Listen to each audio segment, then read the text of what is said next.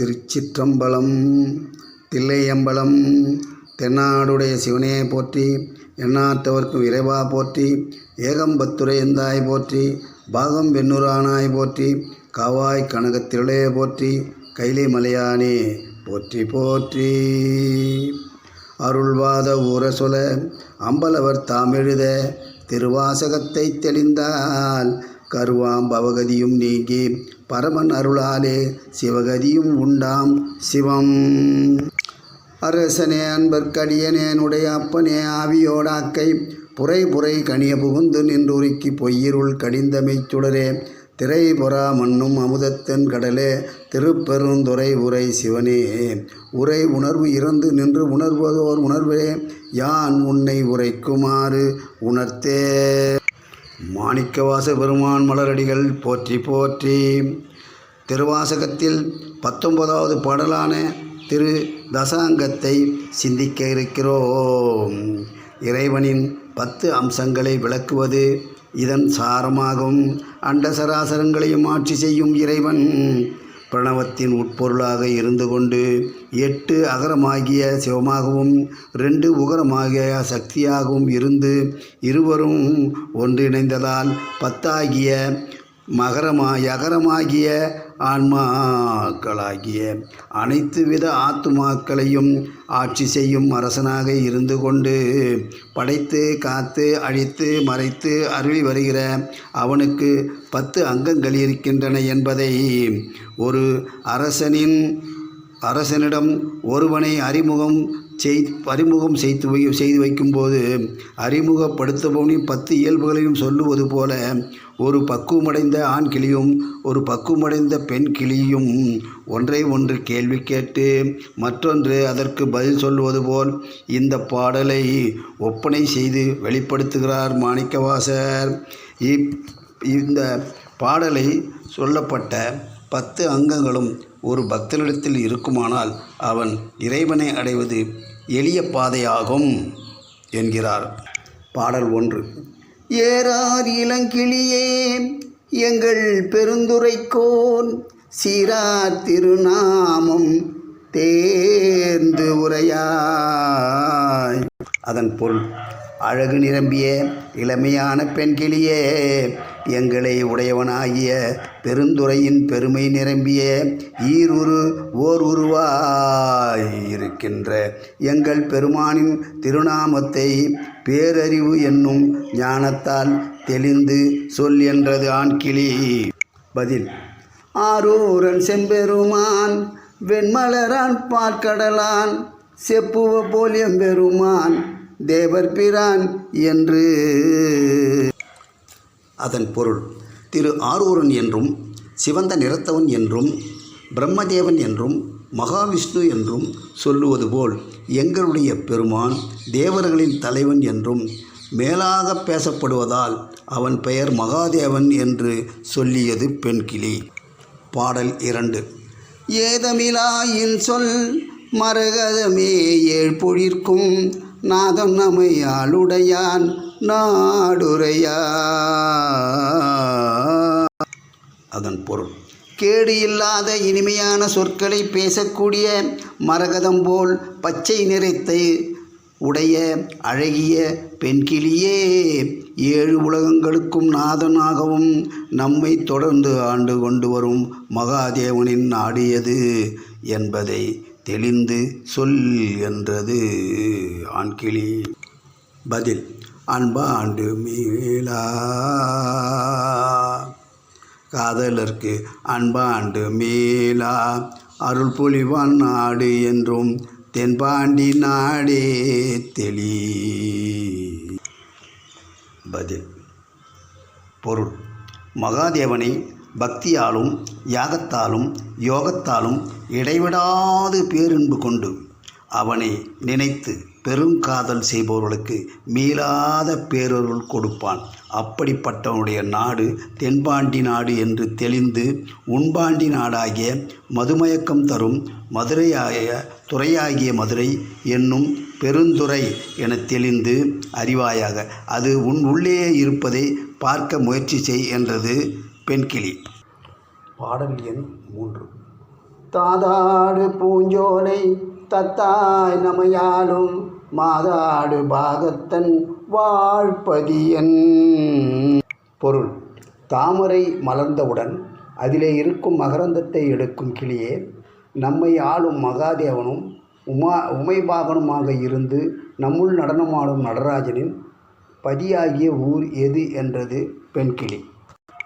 கோதாட்டி பக்தரெல்லாம் பார்மேல் சிவபுரம் போல் கொண்டாடும் உத்தரகோச மங்கைவோ. அதன் பொருள்: நம்மையும் ஒரு பொருளாக கருதி சிவனை அறிய நம்மை சீராட்டி ஒழுங்குபடுத்தி பக்தனாக்கி அடியார் கூட்டத்தில் சேர்த்து பக்தி பரவசப்படுத்தி யோக நெறியை தந்து என் உள்ளத்திலே சிவபுரம் காணும்படி செய்து இடைமருது உரையும் உத்தரகோச மங்கை ஊரது. இதுவே வாசி உரையும் இடம், அது உன்னிடமே உள்ளது. தத்துவப்படி பக்தர்களின் உள்ளம் அவனது ஊராகும். பாடல் 4. செய்யவாய் பைஞ்சிறகின் செல்வி நம் சிந்தை சேர் ஐயன் பெருந்துரையான் ஆருரையாய்.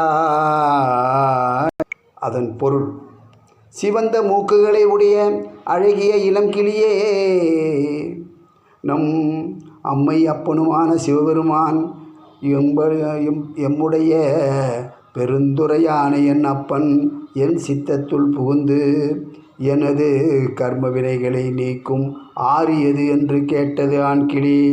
பதில்: தையலாய் வான் வந்த சிந்தை மலம் கழுவ வந்திழியும் ஆனந்தம் கான் உடையானாறு.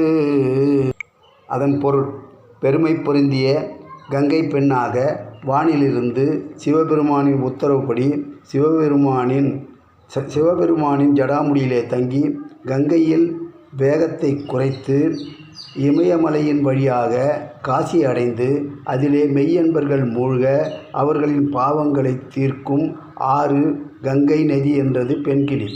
ஸ்தூலமாக பார்க்கிற வகையிலே சிவனது ஆறு கங்கை, ஆதலால் அவனுக்கு கங்காதரன் என்றும் பெயர் வந்துள்ளது. தத்துவபூர்வமாக ஆனந்தமே அவனது நதியாகிறது. சிவானந்தத்தில் திளைத்திருக்கும்படி அளவு சாதகம் செய்பவரின் சித்தம் சுத்தி அடைகிறது. விசனமோ சோகமோ அஞ்ஞானத்தின் விளைவு. மேலும் அனித்தியமான பிரபஞ்சத்தை நித்தியமானது என்று எண்ணுவது அஞ்ஞானம். பாடல் 5. கிஞ்சுகவாய் அஞ்சுகமே கேடில் பெருந்துரைக்கோன் மஞ்சன் மருவும் மலை பகராய். அதன் பொருள்: முருக்கம் பூ போன்ற வாயை உடைய அழகிய பெண்கிளியே, ஒருபோதும் கேடு நினையாத எங்கள் பெருந்துரையான அரசன் அழகன் தங்கும் மலை எது என்றது. பதில்: நெஞ்சத்து இருளகல வாழ்வீசி இன்பமரும் முத்தி அருளும் மலை என்பது கான். அதன் பொருள்: என்னுடைய நெஞ்சில் உள்ள தீய சிந்தனைகளை பேரறிவு என்ற ஞானவாளால் அறுத்து நன்மை தந்து இன்பம் தந்து ஒளி வீசி அமரும் ஜீவன் முக்தியை தரும் மலை கைலாயமலை. அந்த கைலாயமலை நம் தலை உச்சியிலே உள்ள பள்ளப்பகுதியில் உள்ளது. அதை கடப்பதே முத்தி. அதுவே சுழுமுனை நாடி என்றும் மேருமலை என்றும் சொல்லுவர் பெரியோர். பாடல் 6. இப்பாடே வந்தியம்பும் கூடு புகழ் என் கிளியே, ஒப்பாடா சீருடையான் ஊர்வதென்னே. அதன் பொருள்: இந்த நேரத்தில் கூட்டுக்குள் போகாதே, பதில் சொல்லிவிட்டு போக்கிளியே என்றது பெண்கிளி. பதில்: எப்போதும் தேன் புரையும் சிந்தையராய் தெய்வப்பெண் ஏத்திசைப்ப வான்புறவி ஊரும் மகிழ்ந்து.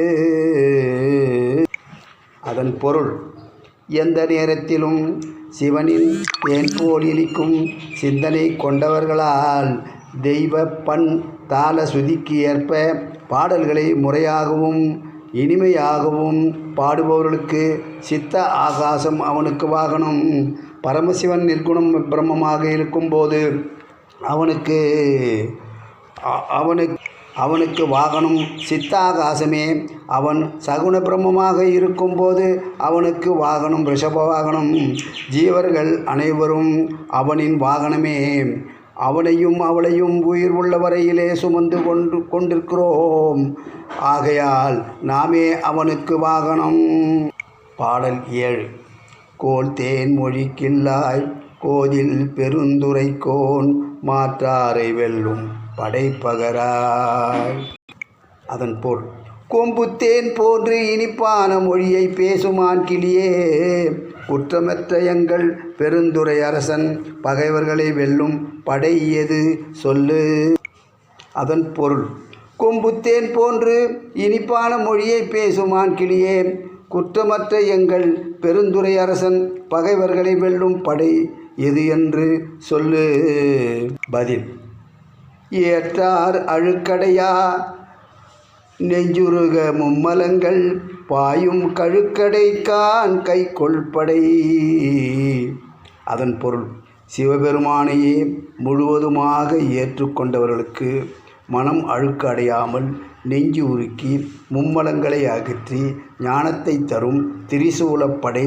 திரிசூலமே சிவனாருக்கு ஆயுதம். அது ஞானத்தின் சின்னம். ஞானத்திற்கு நிகராக ஆயுதம் இல்லை என்றது. பாடல் 8. இன்பால் மொழிக்கில்லாய் எங்கள் பெருந்துரைக்கோன் முன்பால் முழங்கும் முரசு எம்பாய்.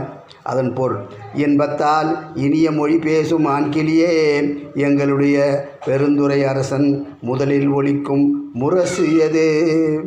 பதில்: அன்பால் பிறவி பகை கலங்க பேரின்பத்து ஓங்கும் பருமிக்க நாதப்பறை. அதன் பொருள்: இறைவன் பால் கொண்ட பேரன்பால் பிறவி என்னும் பகையை கலங்க வைத்து பேரின்பம் என்னுள் ஓங்கும்படி செய்யும் உடுக்கை என்னும் சிவசக்தி ஓசை. நாத பிரம்மம் அல்லது ஓங்கார தத்துவமே சிவனாரது முரசு.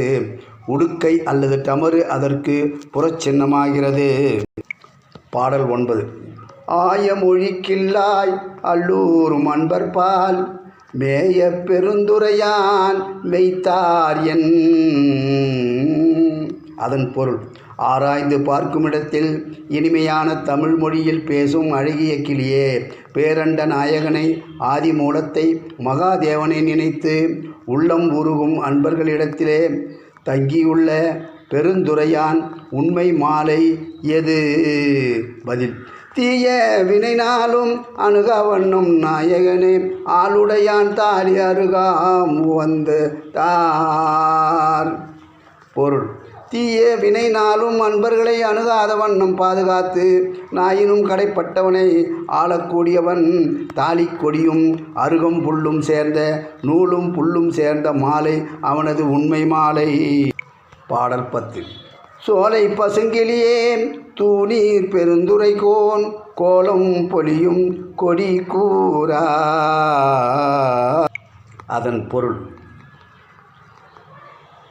தூய்மையான நீர் அணிந்து எப்பொழுதும் பகைவர்கள் திடுக்கிடும்படியும் ஆச்சரியப்படும்படியும் விளக்கும் கொடி அது.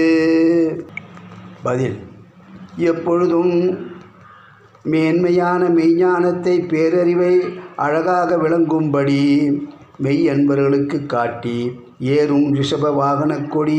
இறைவன் மெய்யன்பர் உள்ளத்தில் குடியேறுவதற்கு ஆதாரம். ஜீவனை பரமன் தனக்கு சொந்தமாக்குகிறான் என்பது அதன் கருத்து. பதில்: சாலவும் ஏதிலார் துண்ணென்னு மேல் விளங்கும் ஏற்காட்டும் கோதிலா ஏறும் கொடி.